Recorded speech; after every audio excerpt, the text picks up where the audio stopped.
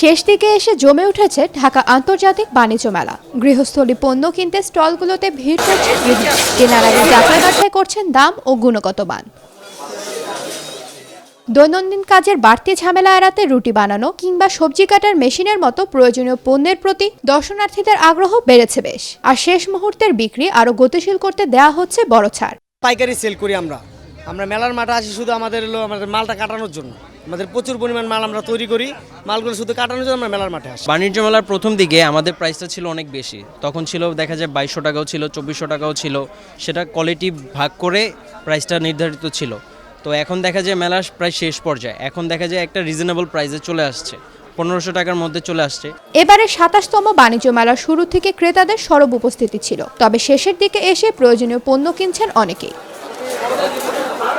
মেলায় অনেকেই আসছেন সপরিবারে, আবার কেউ আসছেন বন্ধুদের সঙ্গে দল বেঁধে। মেলার শুরুর দিকে শুধু আশেপাশের এলাকার মানুষকে আসতে দেখলেও শেষ সময় দূর দূরান্ত থেকেও আসছেন অনেকে। মেলায় সবচেয়ে বেশি নজর কেড়েছে কোটি টাকার খাট। বিদেশি পণ্যের পসরা সাজিয়ে বসা ভিনদেশি স্টলগুলোতেও ছিল বাড়তি আকর্ষণ। পূর্বাচলে খোলামেলা পরিবেশে বাণিজ্য মেলা হওয়ায় পরিবেশ অনেকটা ভালো ছিল বলে জানান মেলায় আসা মানুষজন। খুবই ভালো লাগতেছে।